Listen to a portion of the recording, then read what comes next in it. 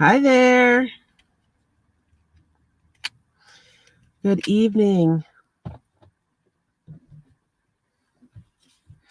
Good evening is Dr. Croom, and I hope that I'm out and about. Well, I'm a mobile vet, so I'm out and about, and hopefully my stream will come through with a minimum of problems and no skipping or anything like that. I hope that that's all smooth. So welcome everyone. I'm gonna go over to my Facebook page so that I can make sure that everything is legit. Boom, too legit to quit. All right, so we go to my personal page, bam, so that I can see if you guys put in any questions or comments in the chat. All right, boom, here we go.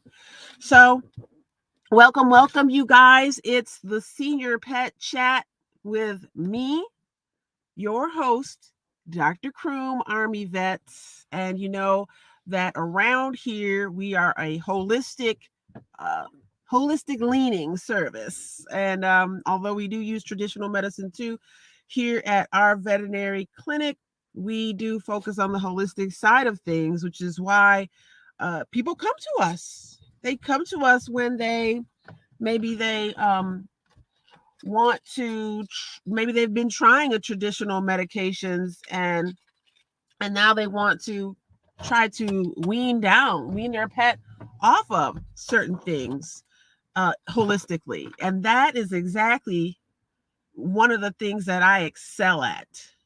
So someone may come to me and say, my dog is just extremely anxious, and our other vet uh put him on trazodone, and it works okay, but he's just not himself. And that's where I come in, bam, and I show them many different options so that they can get their pet off of those pharmaceuticals if possible. So tonight we are going to talk about a certain topic that does come up pretty often for my senior pet parents. Now, if you are watching this chat, even if you're on the replay, put a hashtag replay in the chat, and also put the name of your senior pet's name and age. And if you have more than one, definitely put them in there. And I'm going to call them out, give them a shout out tonight. Shout outs to senior pets tonight. Yes. All right. So let me go ahead and get going so that you can know what topic for tonight. Tonight we are talking about senior pets and medications that often are used, especially during the spring and summer, but sometimes pet owners slack off on them during the winter time because winter time, especially here in Michigan, so it's different across the country. I know that in the warmer areas, California down south, their dogs specifically are going to be on heartworm and flea and tick, I'm sure, year round, whereas here in Michigan, where, it gets a little colder and people want to save a little bit of money, we know my recommendation is that we be very careful with that because it is starting to get warmer overall. If you believe in global warming or not, it's happening. We know that the winter is starting to get more temperate. As a matter of fact, when Vet Tech Tony and I go out together, we sometimes see in the dead of winter, we'll see some mosquitoes, or some of the pet will come in with a tick. And you're like, what? How does that happen? It's like, 23 degrees, right? I'll tell you how it happens. Outside, when the snow falls, there are little pockets of space, even under the snow, where leaves are, and they create a bubble of warmth for the fleas and ticks and other bugs. This is how they stick around in the wintertime.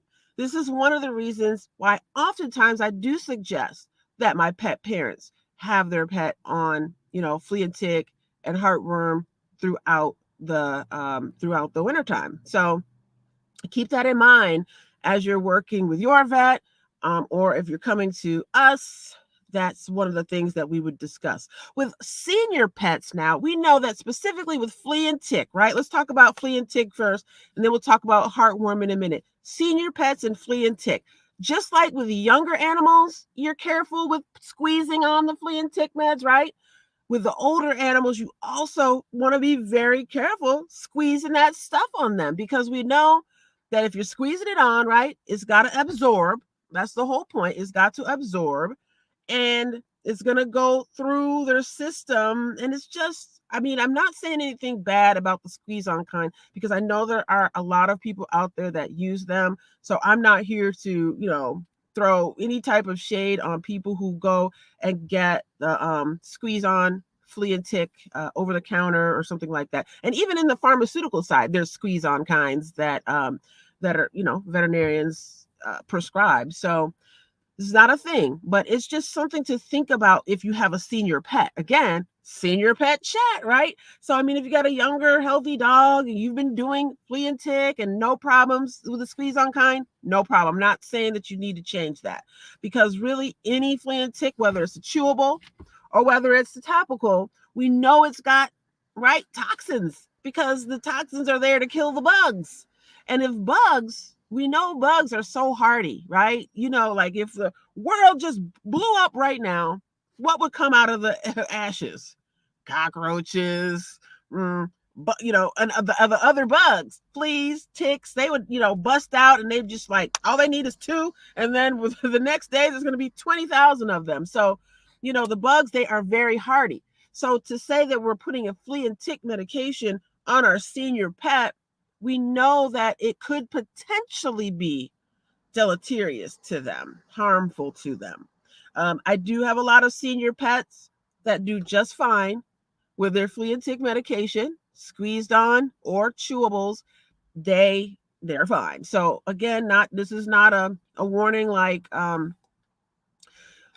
an emergency or anything like that, but it is just something to keep in mind if you are the owner of a senior pet. Okay, so flea and tick meds for cats and dogs. My recommendation, I go the direction of chewable kind more so. And for the cats, though, that's not really an option. So that's something else to think about. A lot of times cats do get the squeeze on kind. And, if they're outside, it's probably okay, because we want to get that extra protection for them against those other bugs as well. So, flea and tick, I've got Mayo here. Come here, Mayo. Come here. Well, you can see her right here, I think. Oh, you put your paw on me, girl. You put your paw on me. So I've used the squeeze on kind for Mayo before too. So again, either one, depending on what you like, but just be very careful and aware that, all of these things have toxins inside, because they're meant to kill those bugs. So therefore they're going to be in your pet's system, and you want to be very careful. But throughout the winter, you may want to think about keeping your pet on throughout the winter, because our winters are getting much more warm and those bugs are sticking around. If you're around water, you already know mosquitoes love that. So make sure there's no standing water in your yards or, anything like that where they can just proliferate. And then you should be good to go. If you need flea and tick medication, and maybe that's all you need, but you want a prescription, you absolutely can come to us and do a virtual visit. You don't even need a home visit. It can be a virtual visit, and then you can get the prescription. So if you need me, you know that you can go to drcroom.com to schedule yourself. Okay. Now let's talk about the other half of what we're mentioning here, which is senior pets and oops. You're like, wait a minute, we just said that. Senior pets and heartworm prevention. Okay. Talked about it a moment ago, but we want to focus on this for a minute, because heartworms can be deadly. And a lot of people don't necessarily know what heartworms are, or they may mistake them for the worms that are intestinal, which usually we give dewormer for, like an oral dewormer, right? Give it to the puppies. You give it to, any animal that has intestinal worms, like roundworms and tapeworms. But for heartworms, who knows? Put in the chat if you could. Who knows what the vector is for heartworms? Who knows? Put that in the chat. I see a couple eyes here. I want to see some action here in this here chat. Who knows what kind of animal, what kind of vector spreads heartworm to, say, your dog?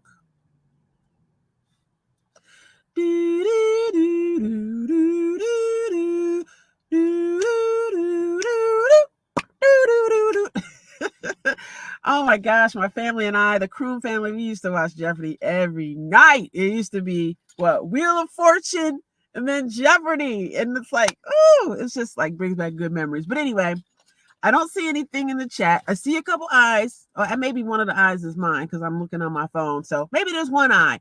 Put in the chat if you know what animal, what vector spreads heartworms.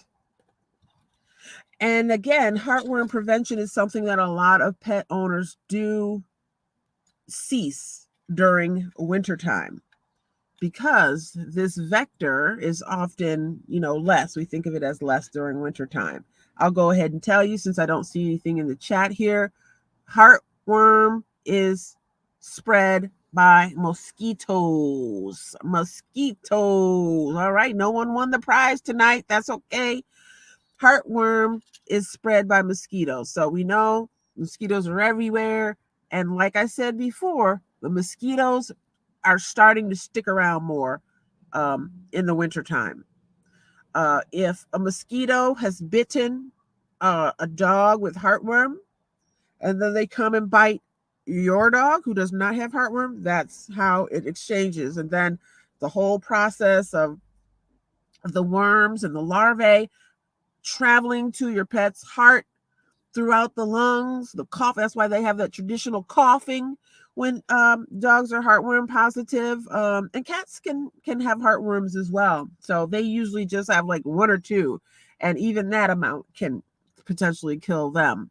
So heartworm prevention, I just want to say, because occasionally I will hear, not my clients, of course, but some pet owners will say, oh, heartworm, that's just, that's what the vets use to make money.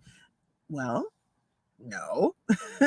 I mean, yes, we would like to earn a living, but heartworm prevention is not how we do it. Trust, okay? That is not, we don't get enough of a return for that to be the thing. We're trying to protect your pets, and heartworm prevention is a big, big part of that, because when your animal does have heartworm, whether they're young or whether they're a senior pet, it's going to wreak havoc on their body. I don't know if you've ever seen the treatment for heartworms. There's a couple of different kinds, but there's one where you got to inject in the musculature of the back like every day for 3 days, and it's just this whole rigmarole, and it's expensive. So you definitely want to prevent heartworm. So if your dog is not on heartworm prevention, I recommend that you do. Okay. Being a holistic vet, I love to give alternatives for things that are maybe more harsh on the pet. But with heartworm prevention, there's really not anything. Yes, there are. If you search like holistic options for heartworm, you'll see things like black walnut and some other materials that could work very well. But I will say that heartworm prevention, the prescriptions, they are very safe. They've been shown to be very, very safe. And you don't have to worry about, with something like the holistic side of things, yes, you could do that, but you're taking a chance there too.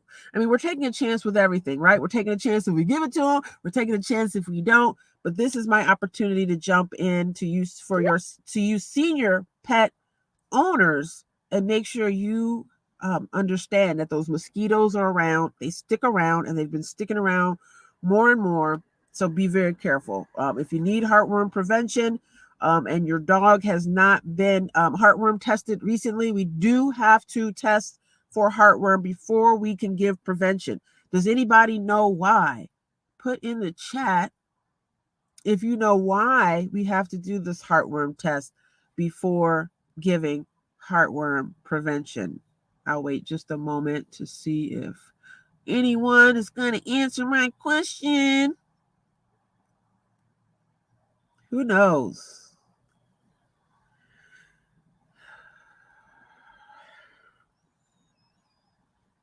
Who knows why you have to do a heartworm test? Why can't we just say, like, somebody calls and says, yeah, Dr. Croom, we talk about their pet, and then I just go ahead and prescribe, HeartGuard or whatever. Why can't we do that? Does anybody know?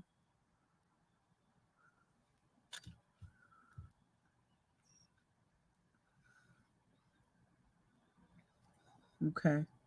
All right. So I don't see anything in the chat yet. So I'll go ahead and explain that. Oops, wait a minute. Do we have a message over here? Okay. Okay. So we must do a heartworm test if your pet hasn't been on continuous heartworm medication, because if they do have heartworm, if they are heartworm positive, and we give prevention, the prevention is going to go into the animal system. It's going to break the worms up. It's going to break the worms up into bits, and that is just like a clot that goes through the system now. Now all these little pieces are going into the lungs. They're coughing, they're moving around, and your animal could very well not survive that. Let me look into the chat. Somebody wrote something. Hi, Sue. Harmful if not needed. Yeah, I mean, if you live in a place where there are no mosquitoes, you definitely wouldn't, have to give prevention, I think, if that's what you're saying. But I would say mosquitoes are so ubiquitous that, they're pretty much everywhere. Thank you, Sue. Great to see you here tonight as well.